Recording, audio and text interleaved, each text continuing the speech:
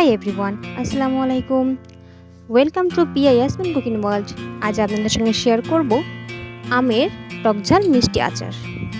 কোনো রকম তেল ছাড়াই এই আচারটি বানিয়ে ফেলতে পারবেন অল্প কিছু উপকরণে। কথা না বাড়িয়ে চলুন শুরু করা যাক। প্রথমে আমি 1 কেজি কাঁচা আম নিয়েছি, ভালোভাবে ধুয়ে নিয়েছি। এখন আমি ছোলাটা ছিলে নিয়েছি। ছিলে এখন আমি আমটা কেটে ফেলবো। দেখতেই পাচ্ছেন আমি কীভাবে কেটে নিয়েছি। আমটা একটু মোটা করে কেটেছি, কারণ আমটা হলুদ হয়ে গেছে তার জন্য। একটু সবুজ আম হলে আপনি একটু পাতলা করে কাটতে পারেন। এরপর আমি একটা পাত্রে নিয়ে নিয়েছি, দিয়ে দিচ্ছি 1 কাপ পরিমাণ চিনি। চিনিটা আপনারা বাড়িয়ে কমিয়ে নিতে পারবেন আপনাদের স্বাদ অনুযায়ী। দিয়ে দিচ্ছি 2 টেবিল চামচ পরিমাণে ভিনেগার। এখন আমি চিনি আর ভিনেগারটা ভালোভাবে মিশিয়ে নেব আমের সঙ্গে। মিশিয়ে আমি এটি আধা ঘন্টার জন্য রেস্টে রেখে দেব। দেখতেই পাচ্ছেন মেশানো হয়ে গেছে, এখন রেস্টে নেওয়ার পালা। আধা ঘন্টা হয়ে গেছে, দেখতেই পাচ্ছেন আমের ভিতর থেকে অনেকটা পানি বের হয়েছে।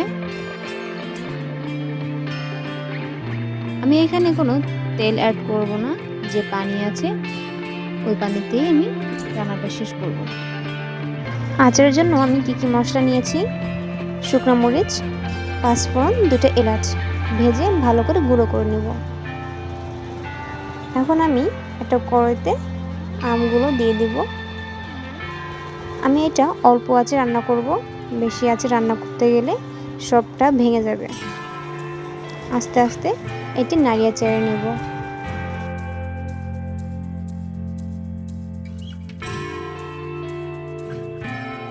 এখন আমি লবণ দিয়ে দিচ্ছি হাফ চা চামচ।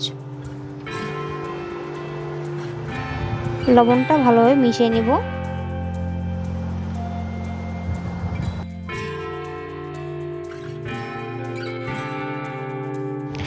দিয়ে দিচ্ছি লাল মরিচের গুঁড়া হাফ চা চামচ। এখন দিয়ে দেব হলুদ অল্প পরিমাণের। হলুদটা দিচ্ছি আমি একটু কালার আনার জন্য। হলুদটা দিলে কালারটা অনেক সুন্দর দেখাবে। মরিচ আর হলুদটা আমি একসঙ্গে মিশিয়ে নেব।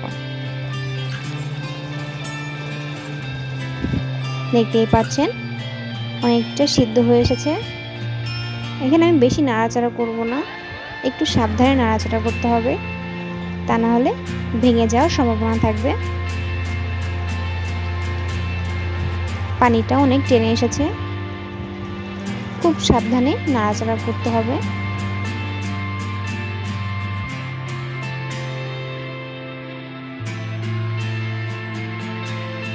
এখন আমি মশলা দিয়ে দিচ্ছি পাঁচফোড়নের গুঁড়ো আর শুকনো মরিচের গুঁড়ো একসঙ্গে দিয়ে দিচ্ছি। দিয়ে মশলাটা আমি ভালোভাবে মিশিয়ে নেব। আস্তে আস্তে খুব সাবধানে মেশাতে হবে। আমার ভিডিও যদি আপনাদের কাছে ভালো লাগে অবশ্যই একটি লাইক দিবেন আর কমেন্ট করে আপনার মতামতটি জানিয়ে দিবেন। আমার চ্যানেলে যদি আপনি নতুন হয়ে থাকেন অবশ্যই সাবস্ক্রাইব করবেন, বেল বাটনটি অন করে সঙ্গে থাকবেন। দেখতেই পাচ্ছেন আমার আচারটি হয়ে এসেছে, পানিটা অনেকটা শুকিয়ে এসেছে। এখন আর একটু নাড়িয়ে চাড়িয়ে দিব সম্পূর্ণ পানিটা শুকানো পর্যন্ত। খুব সাবধানে কাজটা করতে হবে।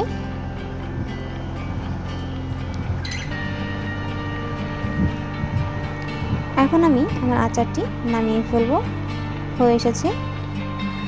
দেখতেই পাচ্ছেন অনেক সুন্দর একটি কালার চলে এসেছে। এই আচারটি আপনারা 1 বছর পর্যন্ত সংরক্ষণ করতে পারবেন। এখন আচারটি নামিয়ে ফেলছি। আমার আমটি বেশি ভেঙে যায়নি, অনেক সুস্বাদু মজাদার হয়েছে। ভালো লাগলে অবশ্যই বাড়িতে ট্রাই করবেন।